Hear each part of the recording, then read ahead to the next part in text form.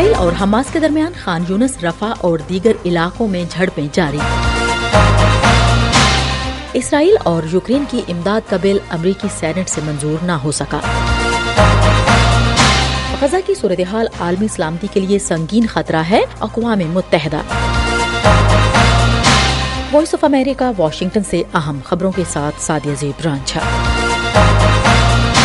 اسرائیل اور حماس کے درمیان جاری جنگ کے 2 ماہ مکمل ہو گئے ہیں اور غزہ کے دوسرے بڑے شہر خان یونس کی گلیوں میں فریقین کے درمیان لڑائی جاری ہے۔ اسرائیلی فورسز کے اہلکار ٹینکوں، بختر بند گاڑیوں اور بلڈوزرز کی مدد سے خان یونس کے مختلف علاقوں میں حماس کے ٹھکانوں کو نشانہ بنا رہے ہیں، جبکہ رفح سمیت دیگر علاقوں میں بھی اسرائیل کی فضائی کارروائیاں جاری ہیں۔ دوسری جانب حماس نے بھی کہا ہے کہ اسرائیلی فورسز سے خان یونس اور بیت اللہ میں شدید جنگ ہو رہی ہے اور حالیہ جھڑپوں میں اسرائیل کی تقریباً 2 درجن گاڑیاں تباہ کی ہیں۔ امدادی اداروں کا کہنا ہے کہ جنوبی غزہ میں جنگ پھیلنے سے شمالی غزہ سے نقل مکانی کر کے آنے والے بے گھر افراد کے پاس اب پناہ کے لیے کوئی محفوظ جگہ دستیاب نہیں۔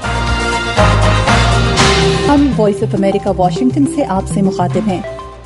امریکہ کی سینٹ میں حزب اختلاف کی جماعت ریپبلکن پارٹی اور آزاد ارکان کی جانب سے مخالفت کے سبب اسرائیل اور یوکرین کے لیے ہنگامی امداد کا بل بلاک کر دیا گیا۔ صدر جو بائیڈن نے کانگریس پر زور دیا تھا کہ یوکرین کی امداد روکنا روس کی کامیابی کے مترادف ہوگا۔ سینٹ میں ریپبلکن پارٹی کے تمام ارکان نے ہنگامی امداد کے بل کے خلاف ووٹ دیا اور امریکہ کی میکسیکو کے ساتھ سرحد پر امیگریشن کو سخت کرنے کا مطالبہ کیا۔ اس بل کے تحت بائیڈن انتظامیہ یوکرین کے لیے تقریباً 50 ارب اور اسرائیل کے لیے 14 ارب ڈالر امداد کی فراہمی ممکن بنانا چاہتی تھی۔ دوسری جانب کرملن نے کہا ہے کہ اسے امید ہے کہ امریکی قانون ساز امیگریشن اصلاحات پر واشنگٹن میں اندرونی تنازع کے درمیان یوکرین کے لیے ہنگامی امداد کے لیے وائٹ ہاؤس کی درخواستوں کو روکتے رہیں گے۔ دمتری پیسکوف نے اس امید کا اظہار کیا کہ امریکی کانگریس میں ایسے کئی لوگ ہوں گے جو عقل کا دامن تھامتے ہوئے امریکی فنڈز کو یوکرین کی جنگ کی بھٹی میں نہیں جھونکیں گے۔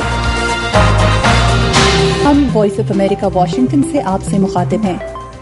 اقوام متحدہ کے سیکریٹری جنرل اینٹونیو گوٹیرس نے سلامتی کونسل کو غزہ جنگ کے عالمی سطح پر پہنچنے والے متوقع خطرے سے باضابطہ طور پر متنبع کیا۔ گوٹیرس نے کونسل کو ایک خط میں کہا کہ غزہ کی جنگ بین الاقوامی امن اور سلامتی کے لیے موجودہ خطرات کو بڑھا سکتی ہے۔ انہوں نے اقوام متحدہ کے چارٹر کے آرٹیکل 99 پر زور دیا جو انہیں اجازت دیتا ہے کہ وہ ایسے کسی بھی معاملے کی جانب سلامتی کونسل کی توجہ دلا سکتے ہیں جو ان کی رائے کے مطابق بین الاقوامی امن اور سلامتی کے لیے خطرہ ہو۔ This is the first time that Antonio Guterres has done this since he became Secretary General. اقوام متحدہ کے ترجمان اسٹیفن ڈوجارٹ نے کہا کہ یہ آرٹیکل کئی دہائیوں سے استعمال نہیں ہو رہا۔ نیواڈا یونیورسٹی لاس ویگس میں بدھ کو فائرنگ کے ایک واقعے میں 3 طلبہ ہلاک اور 1 شدید زخمی ہو گیا۔ 2017 میں اسی شہر میں یہاں سے صرف چند میل کے فاصلے پر ایک میوزک فیسٹیول میں ہونے والی شوٹنگ میں 60 افراد ہلاک ہو گئے تھے۔ حکام نے کہا ہے کہ انہوں نے مشتبہ شخص کو ڈھونڈ لیا ہے جو کہ اب مر چکا ہے، تاہم فوری طور پر یہ واضح نہیں ہو سکا کہ مشتبہ شخص کی موت کیسے ہوئی۔ ہم وائس آف امریکہ واشنگٹن سے آپ سے مخاطب ہیں۔